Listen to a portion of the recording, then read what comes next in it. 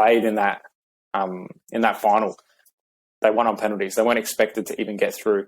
They, let alone, weren't even expected to score, any goals. So the expectations were set really low in comparison to, like, they call it the golden generation of Australian football, which is when you have players like Harry Kewell, Mark Viduka, Mark Schwarzer. Like, that was like the golden generation of players who were playing in the English Premier League. Whereas now there's players that, big Tim Cahill. Well, back then he wasn't so, not that he wasn't so big, but he gradually kind of worked his way into that kind of that limelight of, he was still playing Premier League, but he wasn't, I guess, at the same status as like those other couple of players and where they were playing. Mm-hmm. But he was, so he definitely was up there with them. But like, Harry Kewell was playing for Liverpool at that time. Viduka, I think, was playing for Newcastle. Cahill, I reckon, was pretty consistent with Everton. I can't remember back that far. I mean, I wasn't really following Everton because I'm a Liverpool supporter, so I don't really remember. I was actually, it's funny, Keegs put a photo up of himself with a Leeds top on, and I was a big Leeds boy back in the day. Every Monday night there was this show that came on, and it was like, because you couldn't get the Premier League here on free-to-air TV, they wouldn't show it at that time. They would just have like this Premier League highlight show. And I was a big fan, like, of Leeds. And it was because of Viduka and Kewell. And that's when Leeds were good. And then the shit hit the fan at Leeds and they got relegated. And I think there was a whole lot to do with money and all that going on. And Viduka left. And I'm pretty sure he went to Newcastle or Middlesbrough. I can't remember. Actually, I think it was Newcastle he went to. And then Kewell went to Liverpool. And then that's what kicked me off to sort of start following Liverpool. But anyway, going back to that golden generation of football in Australia, you had a lot of players playing high-end or high-quality football for some of the biggest leagues in the world. Like, we had players playing in Italy, we had players playing in England, we had some players playing in some other European countries as well. But the A-League, it was kind of, it wasn't really kicking off then. Like, it wasn't really much. I actually don't even think it was something back then. I honestly can't remember. I think that was still when they had the National Soccer League, which was the NLS back in the day. So, like, it all started changing. But one big thing that changed was here in Australia, there's a lot of immigrants. So you got your Italians, you got your English, you even got like Greek, the Eastern Europeans, like your Croatians, Serbians. There's a lot of immigrants, and a lot of that was taken out of the football teams, which they didn't like that ethnicity where it was, you have this Italian heritage or this Greek heritage or this, Serbian or Croatian heritage, and they stamped that out, which took a lot of the culture away from the games. And then people were like, well, I can't express myself fully anymore supporting my team. They can't be called, Adelaide Juventus or whatever it was. They can't be called that anymore, or they can't, change. They have to change their name to something that's appropriate. Well, I'm not going to go support my team anymore because it just doesn't feel. I don't feel that connection. So there's been a lot of change happening, and it's, like I said before, it's hard to put your finger on exactly one thing that's wrong. And obviously, with the US having population and the funds and money to do it, the MLS is, I'm assuming, I've never really watched the game in all honesty, but the supporter base is quite big there, isn't it? Like, there's a lot of people at a lot of games. Would you say that? I mean, nowhere near like a NFL, like a American football game, or like even probably a lot of the basketball games. And there's 82 basketball games a year plus the playoffs. I mean, some of them get quite a few people, but like it, not near like what you would get at like a Dortmund game or something. You're not getting 80,000 people. Yeah. No chance. Yeah. You guys have done, like, the Americans have done a really, really good job with, so like the creation of teams, for example. They've had some high-end or high-profile people starting up some new teams, and they've got some pretty high-end, high-quality players come into play for them. Like Ibrahimovic was playing for, was it Los Angeles? Yeah, LA, Galaxy. Yeah, Galaxy. there's starting to be a lot of teams in the MLS. Like it feels to me like I don't follow it that much, but it feels to me like there's like 4 new teams every year. Like Yeah, I'll wow. watch, I'll catch the scores, and it's like I honestly I've never even heard of this team. Like maybe I've heard of them like once or twice. It's just like a city I know in the U.S. Yeah.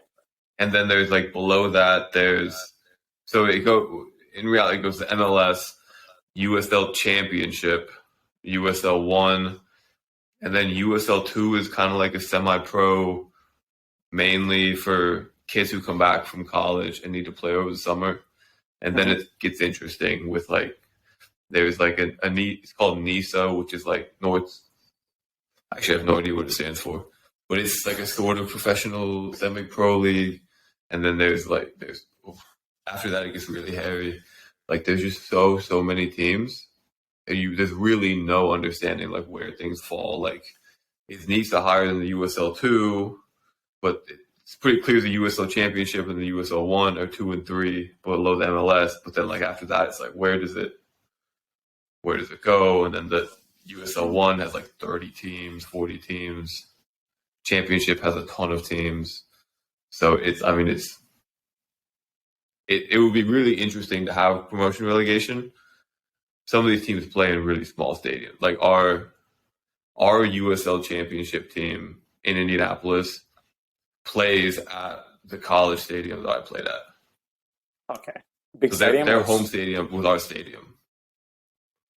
Is it a big stadium or it doesn't? Yeah, to be fair, it's a big stadium. It's not like a super nice stadium. Like the locker room is tiny, and there's not like anything more than it needs. It has a really big like jumbotron screen that they put in, but other than that, it's like it's just really big. It's the only thing.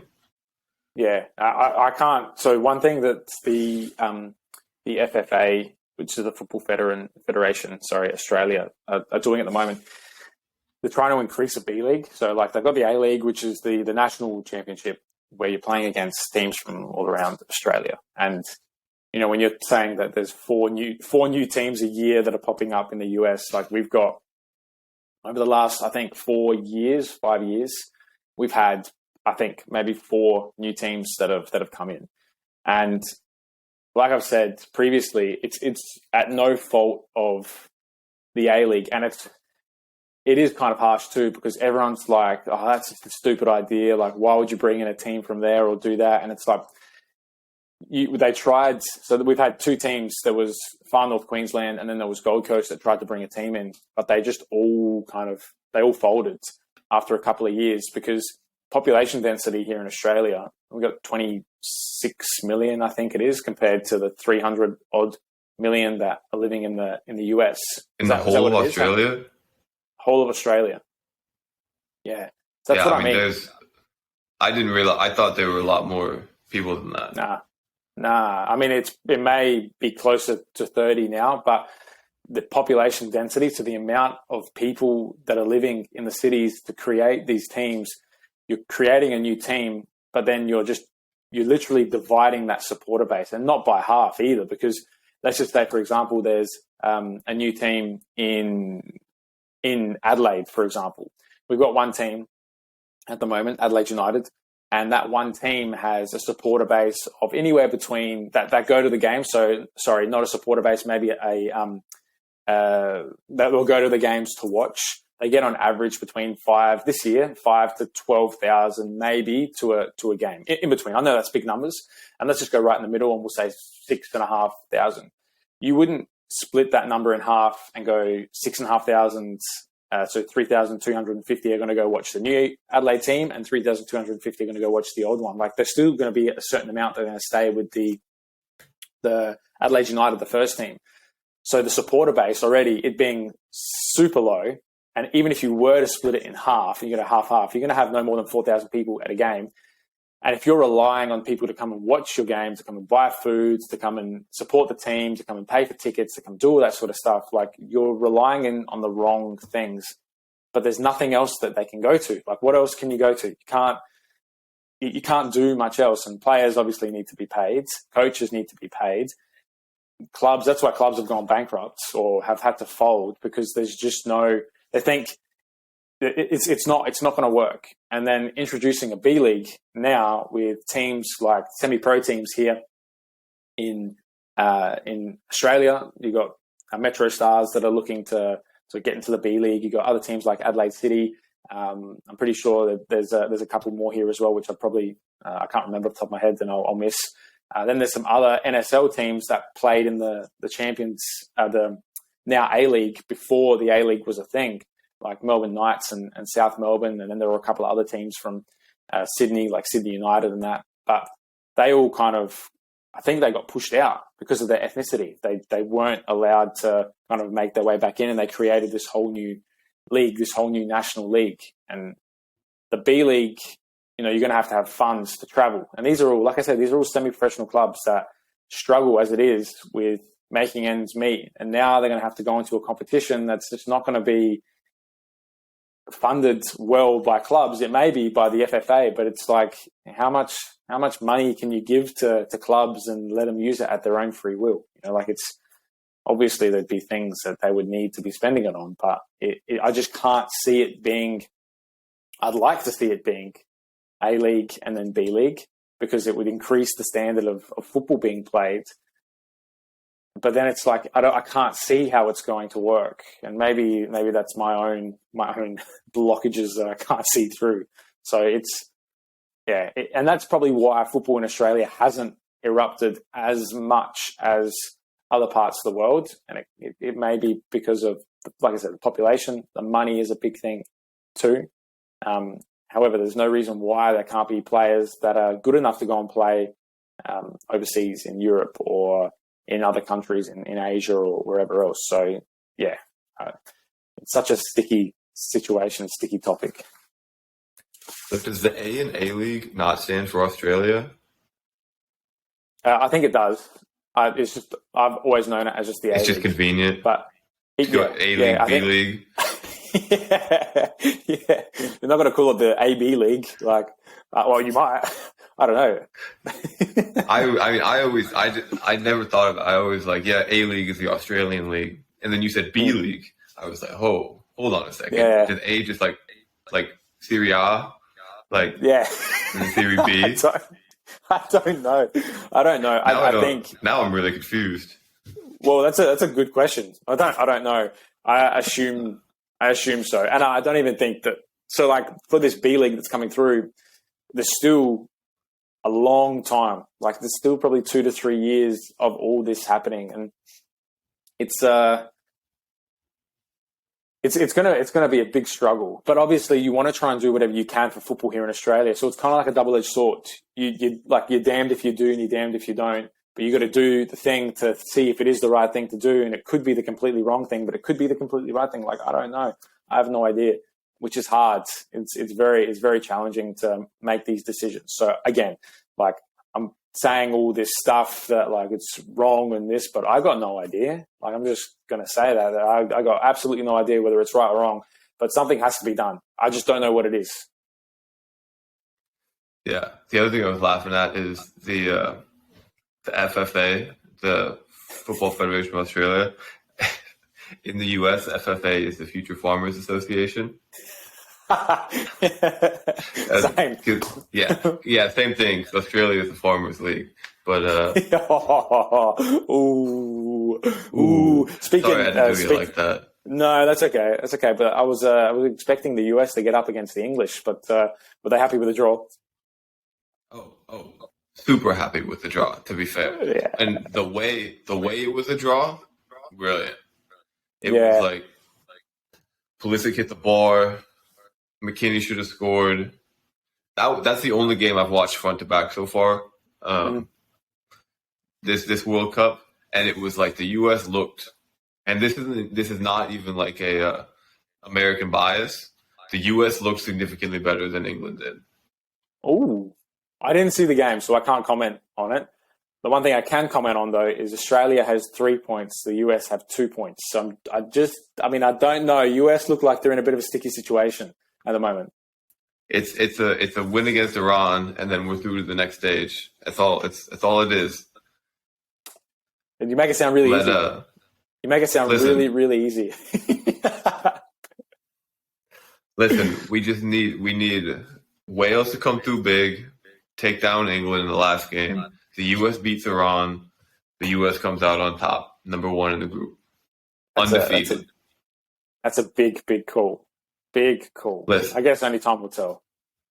only time will tell. And all I can say is, the U.S. is undefeated so far, and I don't think Australia is. Nah, we're not. We lost to the world champions. Like, that's just the way it is. But speaking Listen, of the England's really world close to champions, France, so same. Did you hear about Theo Hernandez? He ruptured his ACL against Australia. First 5 minutes of the game. I don't know if you've seen the footage. It was actually how Australia scored the first goal. So the ball played diagonally across the other side of the pitch, and a player, Matthew Leckie, so he cut inside, and Hernandez was going one way and then tried to stop. And you saw, like, when they did the slow-mo, you saw his knee buckle. And then Leckie put the ball across the 6-yard box, and Goodwin scored. But found out afterwards that Hernandez had ruptured his ACL, and it's quite sad. Like, the whole build-up to this World Cup, you've got players that are pulling out left, right, and centre because of either injuries or maybe even, like, mentally they don't feel that they want to be able, like, they want to play in this World Cup for whatever reason. And then you've got players at the World Cup who are starting to do injuries like an ACL. It's not what you want to happen. Do you think the way that the World Cup is, or when the World Cup is being played this year, where it's in season, do you think that's got a lot to do with injuries that could potentially happen? And obviously then the quality of the football that's being played, because certain players aren't playing because they're injured? Or, like, what are your thoughts on that?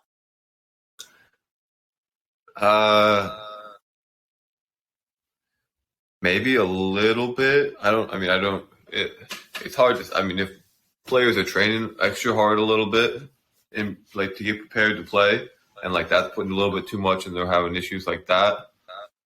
But for me, I think it's actually probably less injuries, to be fair. Like, if you had the World Cup like 2 weeks after the season ended, then it's like, man, these guys just went through an entire, 8-month season or whatever it is, and had 2 weeks off and then had to go play 8 games in 3 weeks, or however. I don't know what the World Cup is in terms of games in a week, but, like, it seems to me like you would probably have less people get injured because you had a full preseason and then you had the beginning of the season. And then if people get injured during the season, they were going to get injured during the season, whether or not the World Cup was in a month. Like, yeah. So I mean, it very well could be that there's something going on that I don't have a pulse on, but I don't think that that's like a major. I think it's unfortunate that more you think about these injuries more because it's like, oh, he's out for 6 weeks. That just happens to cover the whole World Cup, or like it's just enough that he won't get called up. So I don't think that that's a major issue. Yeah, it's hard to, like, and there's a lot of other things as well. Again, similarly to the problems or the issues with Australian football growing, it's obviously not just got to do with the time when they're being played.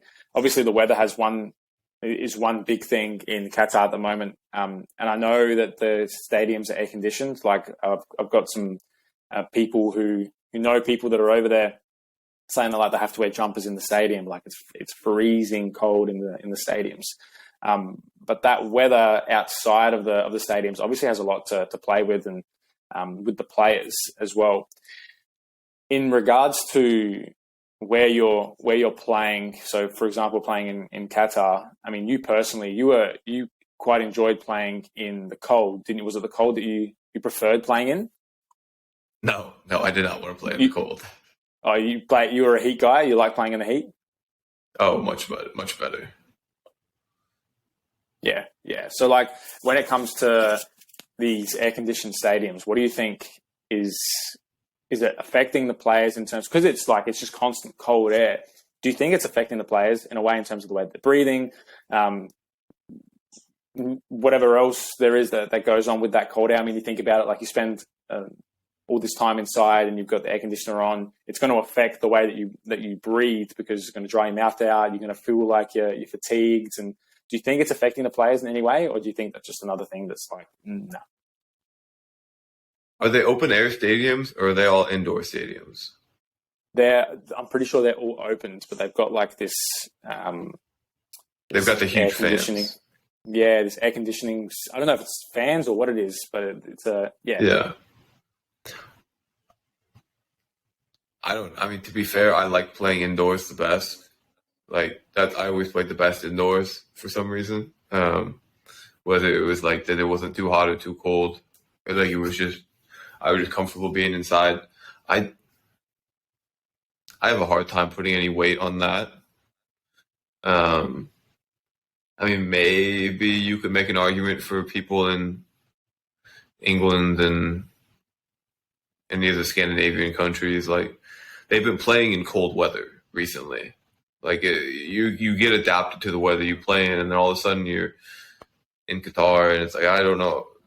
I mean, you kind of make it seem like the stadiums are like a good temperature to play in. I would imagine, like, if you want it a little bit cooler than hotter. So, I mean, I have a hard time putting any value on that really changing anything, unless like they're just shooting dust in your face the whole time while you're playing, like shooting some Qatari sand at you.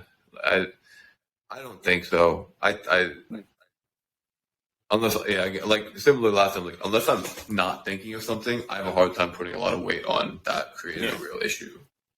Yeah, and it's not like I'm just asking questions like whether there would, or whether you think that they would actually have something to do with it, like similarly to the weather, the time they're being played, the air-conditioned stadiums, the amount of intensity that, obviously when and where the World Cup, has been played. There's obviously certain things that you don't want to get too drawn into either. You don't just want to go like, oh, it's being played in Qatar and it's like at this part of the season, which means that this is what's going to happen and this is what's going to cause all these injuries or all this whatever else there is. So it's just thoughts. Yeah. To me, it's like maybe the sum of all these little factors, it could cause a little bit of a change, creates a big change. But I mean, in my mind, it's like, how different is this really from the club season they would be in right now? Like, maybe they're feeding them garbage food in Qatar. Maybe it's it being really hot outside before you get into the game. Like, maybe all of these things to some is like greatest in the parts and like it causes issues, but I think it's just the nature of the beast nowadays of what happens to these players when they're not ready for this kind of thing. So, nature of the beast in terms of football itself, like personally, having watched a couple of the World Cups in particular, so from 2006 all the way through to this World Cup here, there's been a big shift in a lot of things. I don't know if did you watch, or do you remember much of the 2006 World Cup, or were you kind of South Africa? No, I was 6 times. You were okay. Yeah, fair. I didn't think so. I'm just. I don't even think you were alive. No. I don't remember anything before 2014 World Cup. In reality. Oh, okay. Well, okay. So, like, I've seen a big shift, especially in the quality of the World Cup. Not necessarily saying that it's better or worse, but just it's changed the way that football's being played, and you're expected that to happen. Players as well have changed significantly, but then also there's a big shift of wanting to play for your country. I feel like there's not that same drive to want to play for your country. I mean, I don't know what it's like in the US. I'm speaking in regards to every country, not even just Australia. I just feel like that there's something that's not quite the same. Whether it's because players are getting paid a lot more money playing for their club and it's just like an inconvenience to want to go and play for your country. It just feels like something's changed. I don't know whether it's because, there's the players are changing. The game itself is changing. Like, they're putting in all of these new rules, or since we had the 2020 the stuff happened in 2020 and 2021. Like they made all these changes to the rules with substitutions, with now the extra time. I don't know if you've noticed, but there's been like, 9 minutes, 13 minutes, 12, 13 minutes of extra time. The game is changing and it's adapting. And I don't necessarily think it's been a good change, the way that it's moving. Given that you watched the 2014 World Cup and obviously football in general over a longer period of time, do you think that there's been some significant changes in the way that football's being played, in your opinion, from good to bad? Like, what do you think has changed? And do you think it's for the good, or do you think it's not for the not so good?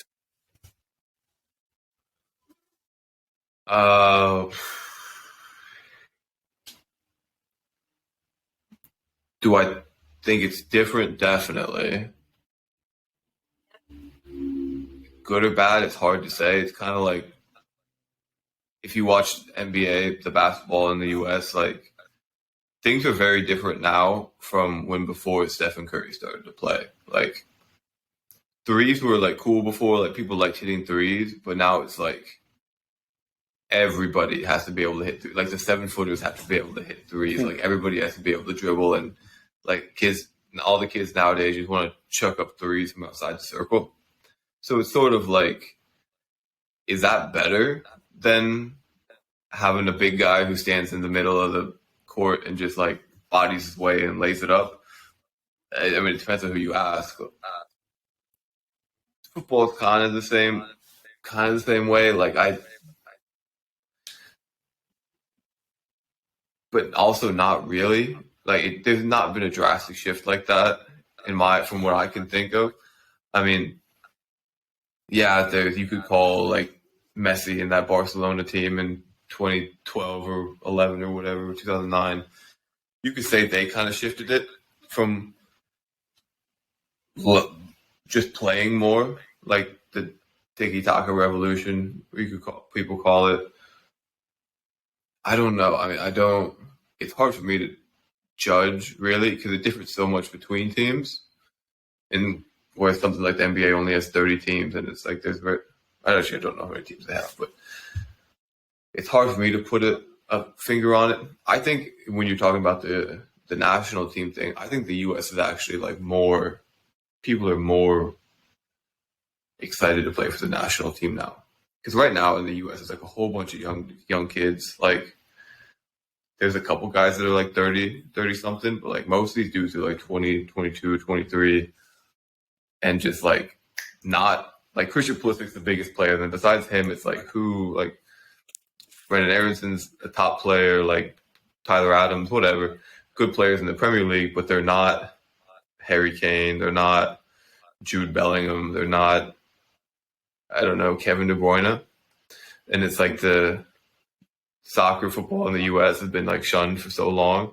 It's like, it's been pretty hyped up in the U.S. So I think the U.S. players are actually really, really into it. Like if you scroll through Instagram or TikTok or whatever here, and if you ever liked like a soccer picture, like you're getting a ton of like, especially before U.S. and England, some of them were so funny. There was somebody I knew retweeted I shouldn't say it, but whatever. So there's somebody retweeted a picture of like George Washington, like the first U.S. president, like standing on a hill with like a U.S. flag, like what the fuck is a kilometer? Like, just like stupid things like that. Like the Second Revolutionary War or something. But I don't know. I think things are actually gaining a little bit of traction here. In terms of the international stage, not so much in terms of like the MLS is getting good, but I don't know. What do you like? Talk a little bit more about how you think it's changed. Yeah. So the game, 2006 World Cup. That was the first World Cup that Australia had been to in 30 something years. I think it was 32 years. The first World Cup that they've been to. So like, and this is where it gets so hard as an opinion, because at that time they called it the golden generation, like I said before, and now there's like this continuous expectation that Australia makes the World Cup. but it doesn't necessarily mean that the quality of players that we have are getting better. And you can't compare. Like, you can't compare to the Vidukas, to the Brescianos, to the Acules and Cahills that played back then, compare them to the players now, because like the game has changed significantly. But I just feel like if I'm looking at the World Cup, and this one's a little bit too early for me to judge. I haven't watched many games, again, comparatively to what I watched previously. But I had a buzz, or like a hope, more of a hope, that Australia was like going to do something and do something well in that World Cup. Like, we had Brazil, Japan, and Croatia, that was a very, very tough group in 2006. And then for the next couple of years, making it to the World Cup was like that World Cup afterwards. It's like, it's an expectation that we make the World Cup. It was less than the year after, and again, less the year after that too, than the year after that, sorry, because you made the World Cup in 2006 and 2010. It's like, you still have these good players that are hanging around. And again, I'm not saying that Australia has bad players. It's just the quality of where they're playing is significantly different to where they were playing, where previous Australian players were playing.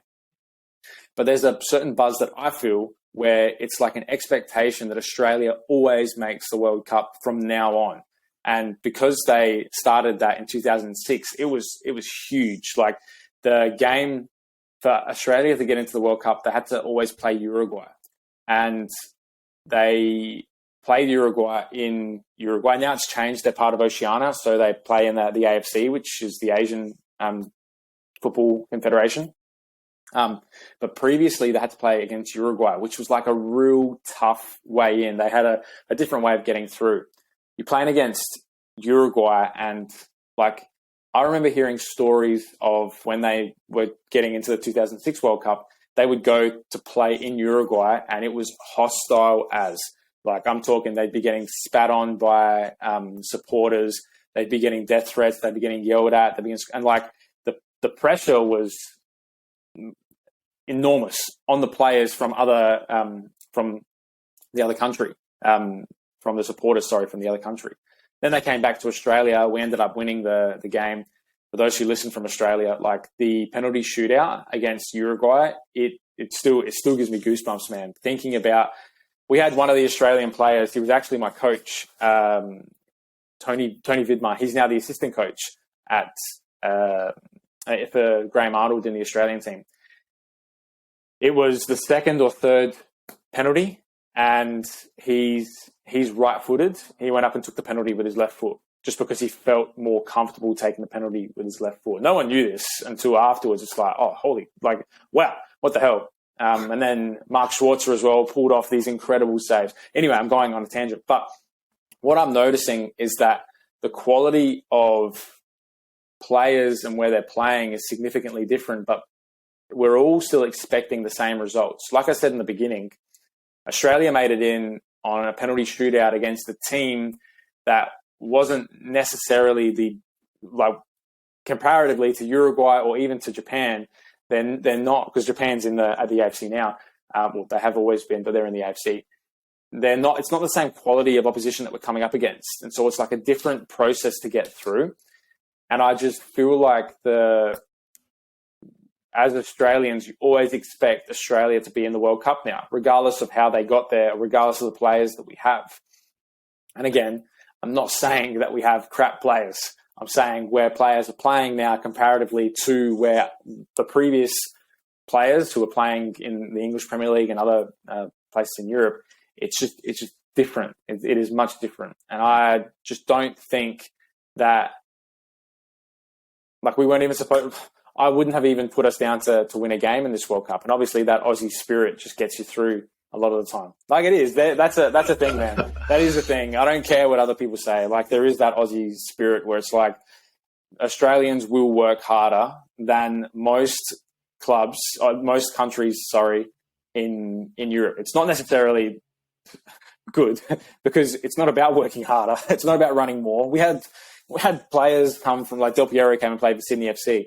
And he's like, I remember hearing an interview, and even a lot of people were talking about it too. It's like, why the fuck do you guys run so much for? Like, just relax. You don't have to run that much. But that's what Australians have, and that's what Australians are good at. So we might as well play to that now, just that hard work ethic, especially when it comes to that style. Anyway, I feel like there's that expectation. That's what I'm really trying to get at. There's that expectation that Australia always make the World Cup from now on, regardless of where the players actually play and the quality of the players in terms of the leagues that they're playing in. And this is my opinion. And I don't, someone's probably going to listen to this and tell me to shut up. Like, you got no idea what you're talking about. And you know what? You're probably right. Like, I don't have any clue about what I'm talking about. It's an opinion that I have, and I'm entitled to my own opinion. But it's a feeling that I have from previous World Cups where it just doesn't feel the same, and it's progressively gotten worse. Yeah. The one thing I think about every once in a while, and it's interesting to look at, is when you look, even like 10 years ago, when you look at like the Spain team, when it was like David Villa, Iniesta, Xabi Alonso, Xavi, Busquets, Casillas, Piqué, Puyol, like Jordi Alba, like all these ridiculous players, and there was still Messi and Ronaldo and all of the players at the top of the game. It's sometimes it's hard to think, like, were there just more better players 10 years ago, or do I just look back on those players as being better than the players are today?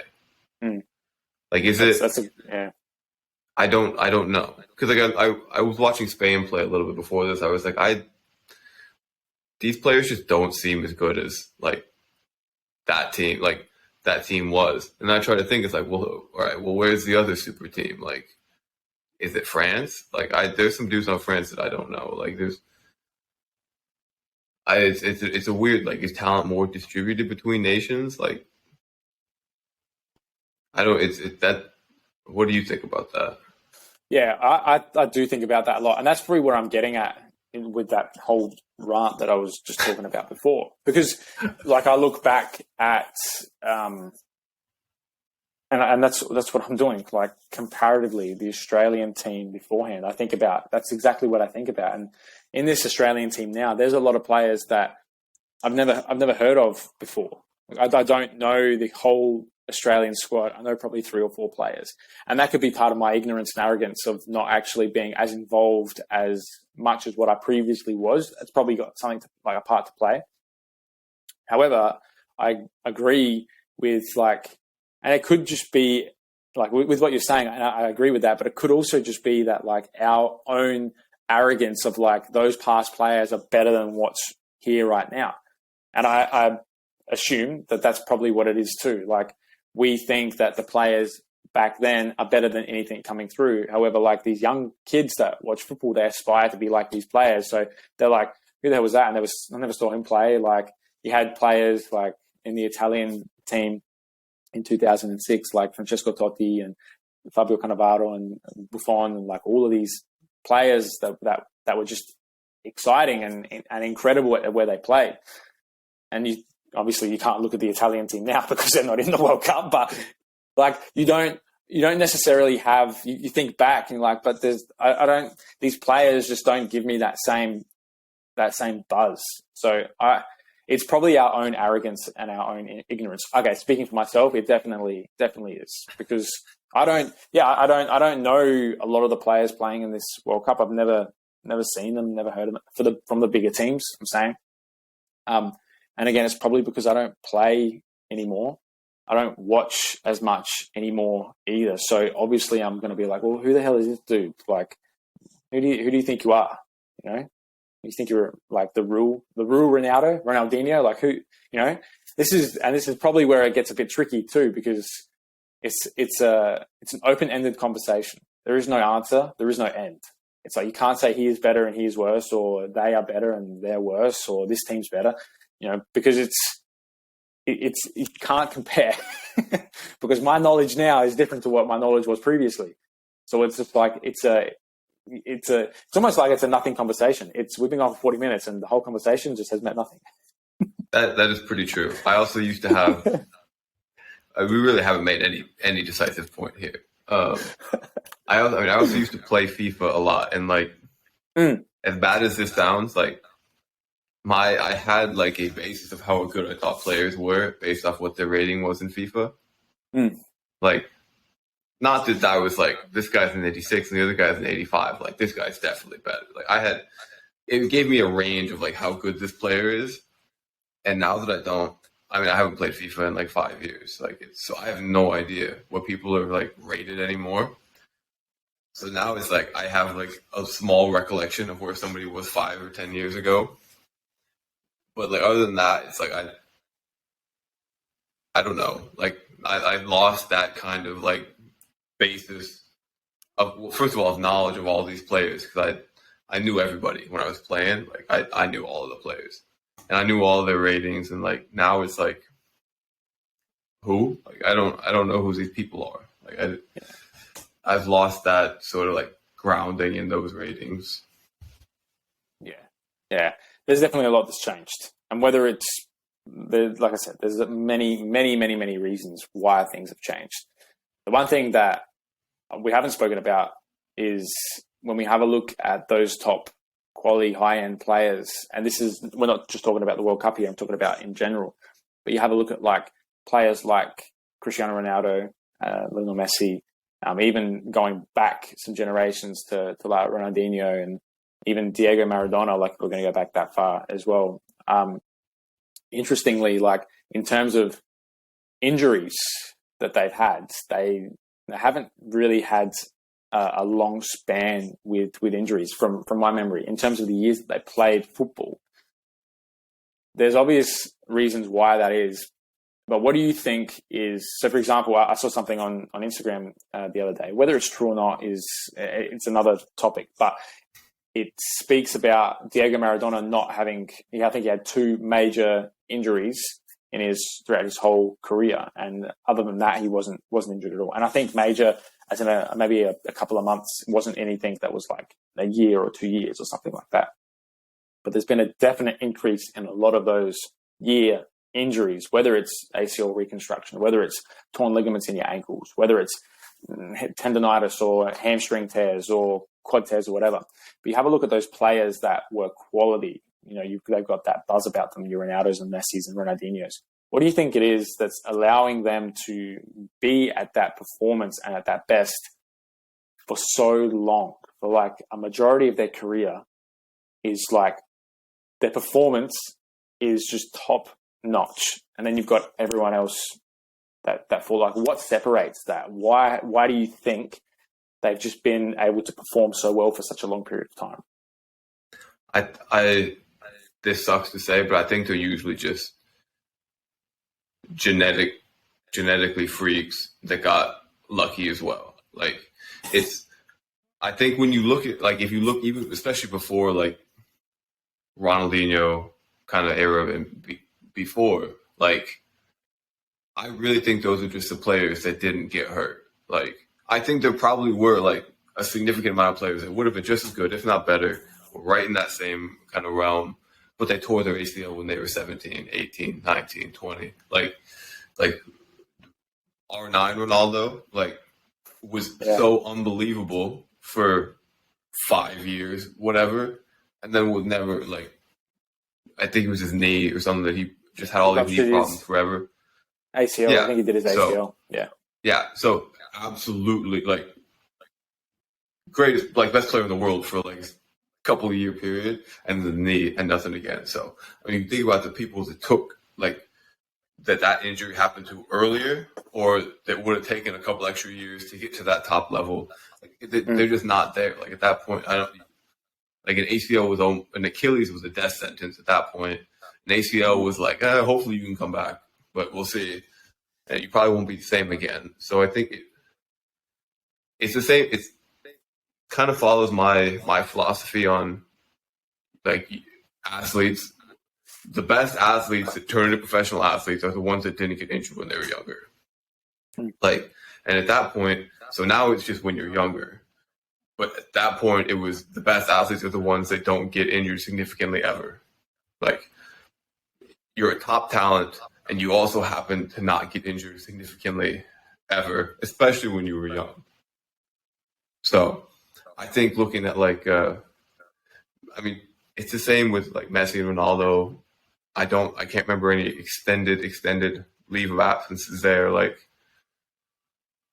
Tom Brady tore his ACL one time, and that's like the majority of anything he's missed. He's missed one season in like 35 years or whatever, how long he's been playing. I think those are hard things to look at. Like, yeah, they didn't get injured, but like,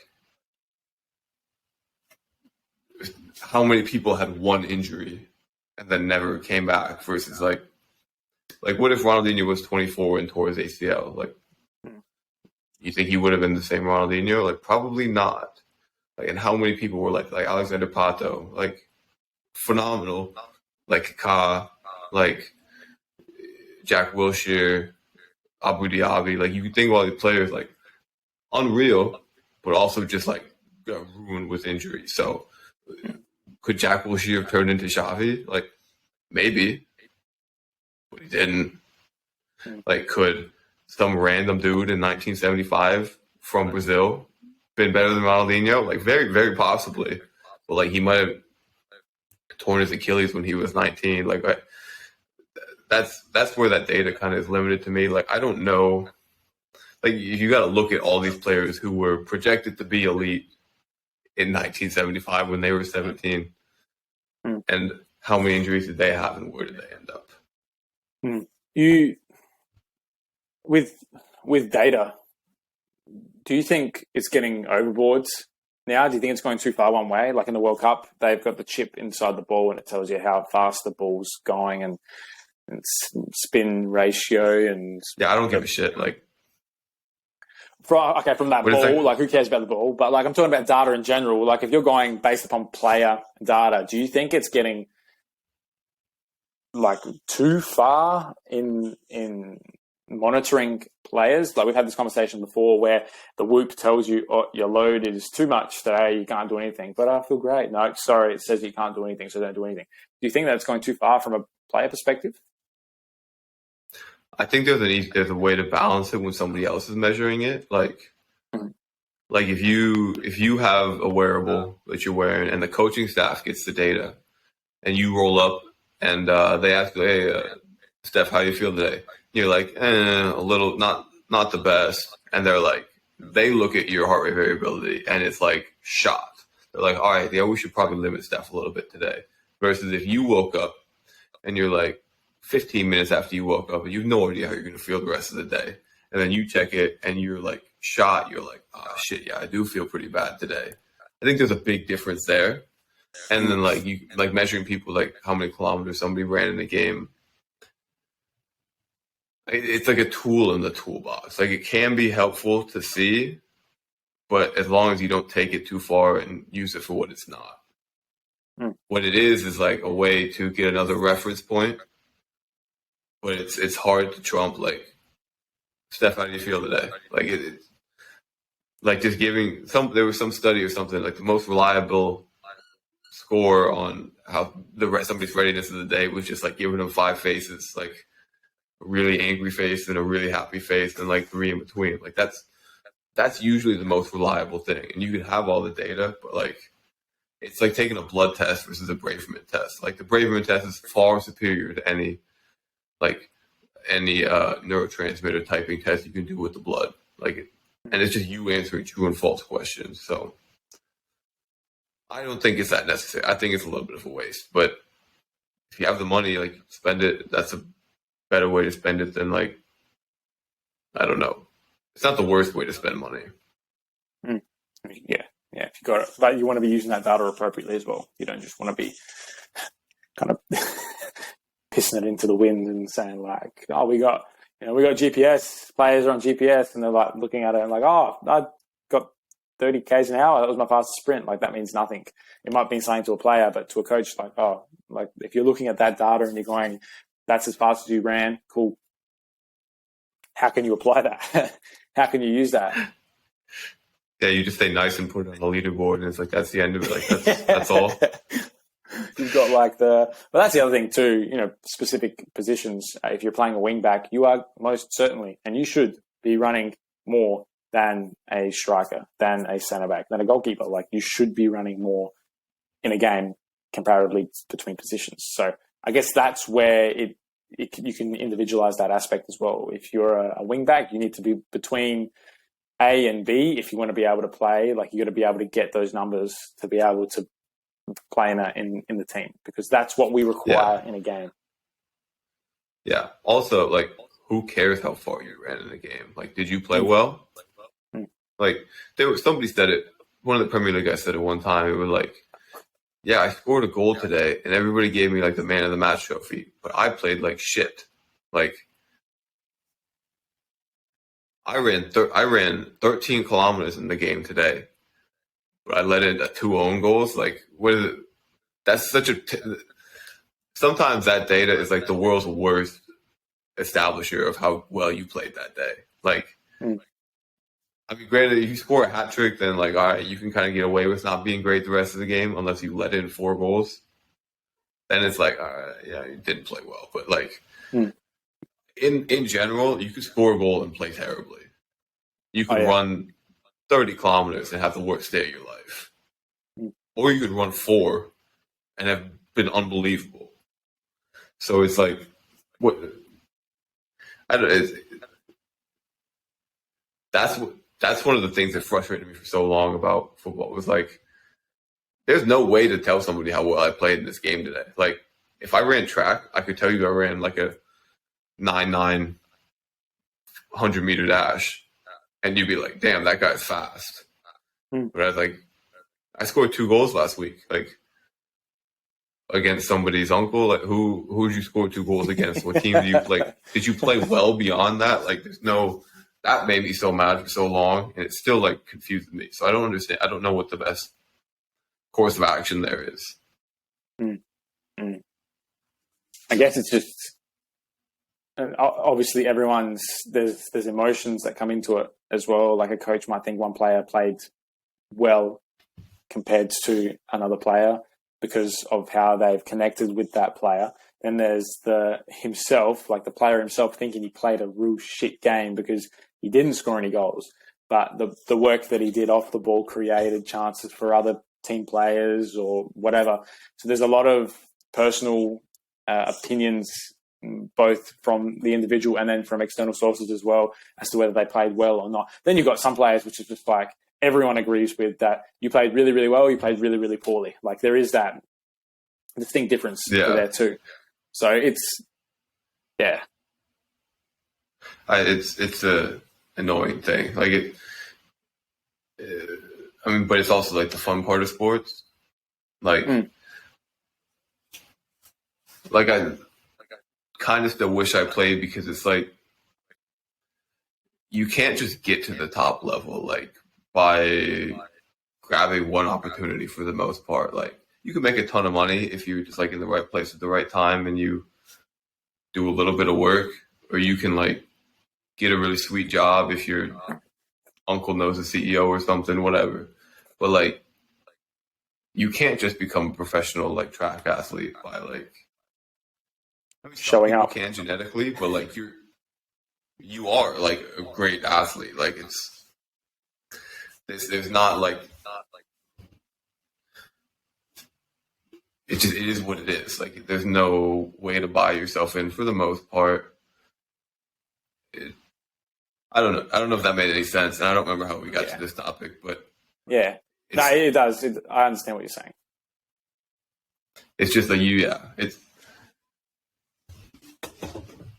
I don't know. Did you listen to the? This is like a point to change of direction. Did you listen to the ATG roundtable talk with Keegan and Ben and Marcel? Was this the other last week? It was about a week ago, I think. Yeah, maybe 4 days. I didn't. I think that Keegs put the link up in Uncom, but it wasn't at a very friendly hour for me. Yeah, it's on Spotify. I imagine it's on everywhere else too. Have a listen to it, and maybe we can discuss it next week. But the way Keegan phrases things, like whatever, if he has a little bit of different view on things than some of the other guys, but like the way Keegan will phrase what ATG is, every time he says it, there's a shift in my mind of understanding things.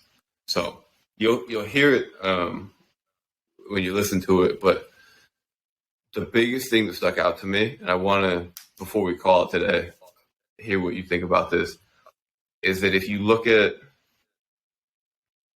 powerlifting, whatever, Goda, Joel Seedman, Paul Favors, all the guys, jump training, all of that, and they're like, yeah, ATG sucks, whatever, get rid of ATG, and we're all kind of like, oh, whatever, I don't really care what they're saying, we know what works.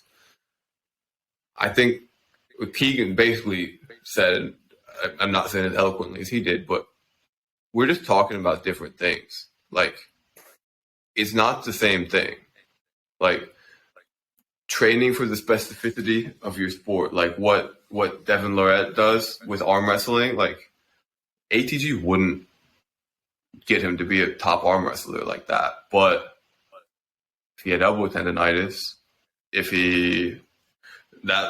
short, long range ideas, extremely beneficial. He uses them in, like, whether he knows it or not. But like, if your mechanics when you're running, or like, I think Keegan used the example of like, if you normally would run like this, if you're running like this, like you're gonna have some problem. So like maybe then you need like I don't understand Goda as well as anybody else does, but like maybe then you need Goda to like tell you to run like this instead of like that. Because that anybody's gonna get injured. It doesn't matter how strong you are, short, long range. If you're running like this, you're gonna get hurt. So that's where like ATG isn't doing the same thing as somebody who's fixing mechanics, somebody who's training you just purely for explosiveness, just purely for being more athletic at the detriment of whatever else. Like, that's not what ATG is. Like, it's getting your tissues ready so that you can do whatever else. Like, that's why Ben always says ATG is not a sport. ATG is just a system of exercises that you program in a different way. Like, it isn't the same thing. And somebody was asking me about Goda. I was like, it's just not the same thing, man. Like, I don't, because he came to me, he was like, man, I couldn't do any of the Goda exercises. Then I did ATG, and it got rid of all my pain. And then I did Goda, and it fixed what caused the pain in the first place. I was like, yeah, man, because it's not the same thing. Like, there's a reason one worked at the beginning, and then you could fix whatever doing your mechanic stuff. Like, it's not the same thing. And that, for me, that was such a crazy shift in my mind that I don't know if I described it eloquently enough, but did that make sense? Yeah, absolutely. And that's why I like these things. I like listening to as well, because you're able to. Well, we both do it too. We put what's in our brain out, and then people listen to it. So whether it's a good thing or a bad thing, it doesn't matter. It makes it good for us. But I agree with what you're saying, that people, and this can go back to, and this is probably where this whole podcast has gone to, but like thinking about past things, like, for example, the Australian team, like it's not like you can compare the pair, because you can't. It's impossible to compare the pair because they're different things. They're not the same thing. You're comparing apples and pears. Like, it's not the same, you know? And I agree with what you're saying. Like, ATG is not the answer for everything. Neither is, I've never heard of Goda before, but neither is Goda. And like, if you think it is, it's just like with, if you think you know everything, you know nothing. Like, you can't just go ahead and say that like, this is the answer to all of your problems. It's not, and it never will be. There's always going to be little bits and bobs from everything which are going to be an answer for it. This could potentially help you, but this could also potentially help you a similar thing. This is what you have to do. You've got to try and you've got to see. So I agree with what you're saying. Like, I think people get caught up in the hype of like, this team is better than this team, but it's like, it doesn't, you can't compare. You can't say that it is or it isn't, because it's different for the individual, in particular for ATG. Like, me personally, I use a lot of ATG, not only for myself, but a lot with clients, and now seeing a lot of results. Not now, but like I have been for quite a while, seeing a lot of results, and a lot of people are feeling better. But then there's also some people that are just like, no, this doesn't, either I don't get the buzz that I'm looking for from a workout. My body isn't taking it really well, or I just don't enjoy it. Like I just don't want to be doing things like this. Reverse sled, I couldn't think of anything worse. Like as a client coming in, like, and that's the thing. Then how else can you get the same benefit that a reverse sled would do for you doing maybe something else? Like what else could you do that might be able to potentially help? Because not everyone is going to be like, oh my God, ATG is the best thing in the world. You know, it's not going to be that way. And then with all the other stuff too, like I've loved Dents the last five weeks. I've been doing it with Keegan's Muscle Club, loving it. Like it's been really, really enjoyable. Some people couldn't think of anything worse to do than doing an EMOM, lifting 50 kilos 30 times over that 10-minute EMOM. Then there's obviously like something else that you have to do. It's all down to the individual. So I do understand what you're saying, and I love the way that Keegan explains things. I love the way that Keegan, like he does this. I don't know if you ever heard of Dane Cook. You know the comedian Dane Cook? Yeah, I know of him. You know of him? He does this stint where it's a girlfriend and a boyfriend or a partner that they're like fighting together, and then the girlfriend like just slips something in, like just a sneaky little comment. It's like that big. It's like it's like a Tic Tac size comment. It's small, and it just like imprints. It just puts itself in the back of your brain, and then it just sits there.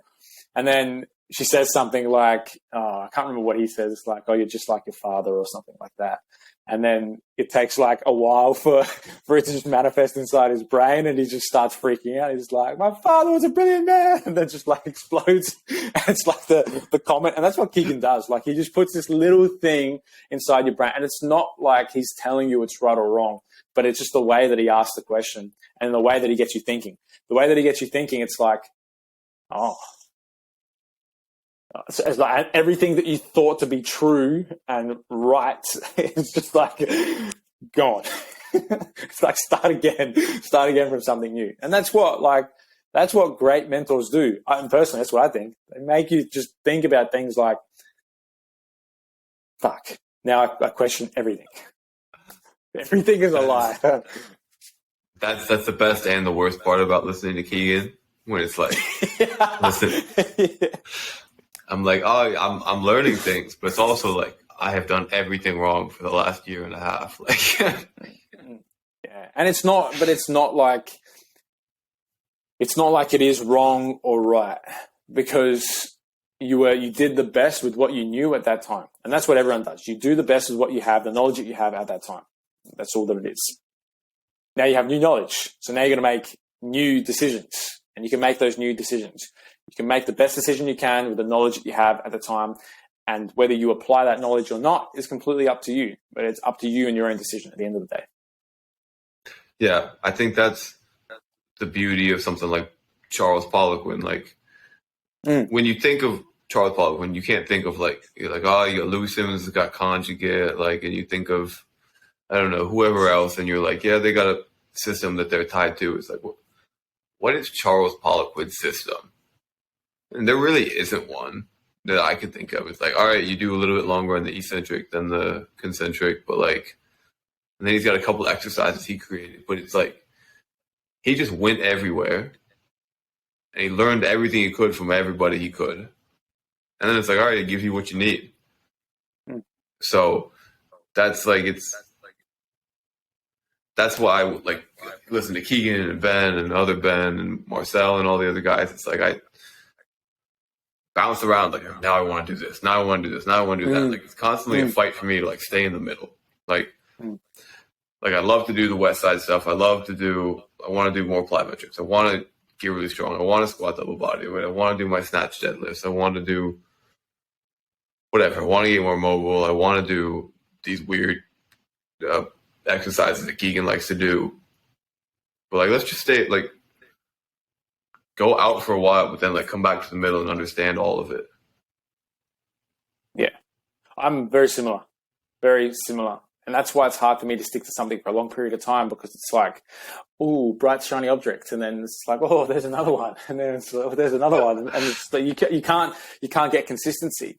And ultimately, personally, I believe that you need to be able to stay in one spot for a certain period of time, gain as much knowledge as you can within that one spot, and then be like, all right, we focused here, and then we go to the next one. It's the story about the donkey who's hungry and thirsty.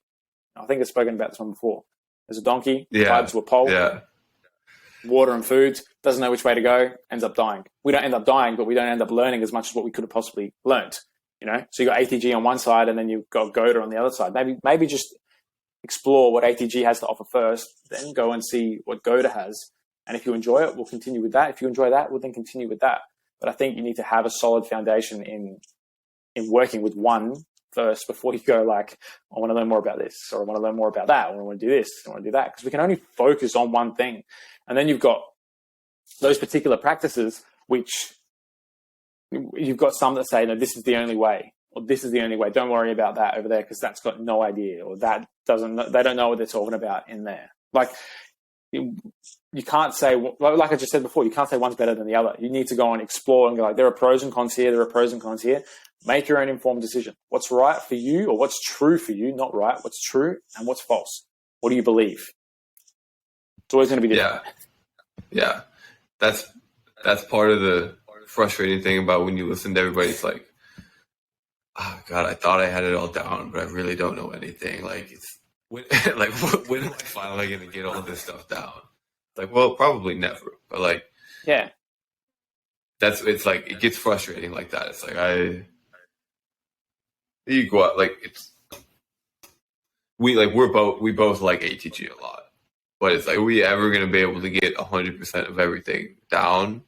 Well, first of all, no, because things keep changing, and like, one of the beauties is that it keeps evolving. So the answer is no, we're never going to. But it's like, it's sort of. But isn't that, I don't even know isn't what I'm that at this point? Yeah, but isn't that the beauty of it? Like, yeah, you're never going to know everything, and when you think you do, you don't. You definitely don't, because then you've got like this whole new thing just comes out and just surprises you and shows you a different path, or something that's new. I like that feeling. I like that feeling of being like, especially now, since having a little bit more confidence with myself, within my coaching, not right now, but like over the last year especially, you have this feeling now that you know that you don't know everything. You can only do with what you can do with what you have. Like, that's all that you can do. Like I just said before, you can only make the decision what you have, the resource that you have. That's all. And so it is kind of refreshing to know that like you're always going to be able to learn more. And that's the way that I look at things. Like, instead of going like, I don't know everything, that side of things, you can go, well, there's always potential to learn more. And so it's just a different way of thinking of things. There's always something new, constantly something new, something that's going to challenge my brain. Instead of it being like sucked in, you don't know everything. Like, it's like, cool, I'm never going to know everything. Yeah, it's something that's hard to be comfortable with, but it's helpful. Like, that's Ben mentioned that on this roundtable that I keep mentioning that you haven't listened to. No, but I will. He's like, I am. Yeah. It's funny. I'm gonna cover everything on it today. But you're gonna be like, oh, I remember when he talked about that and this. Yeah, it's like, oh, where's the new stuff? They were like, that's where being comfortable at the bottom of a squat. Like, if you aren't comfortable at the bottom of the squat, like, that's almost a good thing, because like, it's very clear that you have a room to get better. If you're shitty at the bottom of a squat, like if you're really good at 90, and then you can't squat past parallel, you're like, well, here's something cool. You can get better, like, just by getting that, like, or like, got an ankle problem. It's like, for me, it's like, when I was younger, it's like I had this ankle problem that was super limiting, but I was still the most athletic kid on the team. It's like, how much beyond that do I have then? I don't know until I fix it. Like, I've seen the improvement. It's not 100% yet, but like, I've seen what it can do. So it's almost, and Ben has said it in the other direction. He's like, I kind of wish I was still in pain somewhere, because then I knew I had another level to go to. So it's easier when you could see that there's a clear gap of your ability or your knowledge or your strength or whatever. So it's a fun but also a little bit disheartening sometimes thing. Yeah, and I can understand that too, like, because especially when you're in that phase, like learning is, for me, it excites me, because it's like it excites me and it frustrates me at the same time, because like you said, you think you have everything figured out, and then all of a sudden it's like, no, you don't. Sorry, but this is something else, and you're gonna have to do this or that, or like, it's just something to help you learn a different way of doing things. Because just like when you have like a client come in, like I said before, you give them backwards sled and they go, oh no, I don't like this at all. It just doesn't make me feel comfortable. And if that's all that you know, and you just know that that's the only way that you can help them, well, you have gaps, and you got to fill those gaps. You got to be able to find new ways to help that person be able to overcome the pain that they're experiencing, overcome the lack of performance that they're experiencing. What can you do to help them? How can you help them? You can go and learn, find out what you don't know. The only way you're going to do that is by actually going to finding out like new different ways of doing things, learning, coaching, studying, practicing yourself. That's all you can do. Exactly. We've been going for almost an hour and a quarter here. We should probably wrap it up. Yeah, where can everybody find you? Coach Carly Still, being a little bit more active on Instagram. So Coach Carly with the 3 I's, and still doing a lot of the dense stuff as well. So if you have any questions about that or anything about Uncommon Success as well, like make sure you reach out. I'd be more than happy to have a chat with you, sit down, and we'll have a call. So, Maddie, what about yourself? Yeah, Score Performance, SKAAR, just about everywhere. Soccer program coming out soon. Soccer football, whatever you want to call it, coming out soon. We'll get you an early look, and we'll for sure coming out. Pre-order list will probably come out within the next couple of days for people who want to get on it early. So epic, yeah, that'll be me. Yeah, got the that'll be me. With the form videos got back to me today, so we're moving on it. Awesome. All right. Awesome. Appreciate everybody who made it this far for listening, and we'll catch everybody next week. See you guys.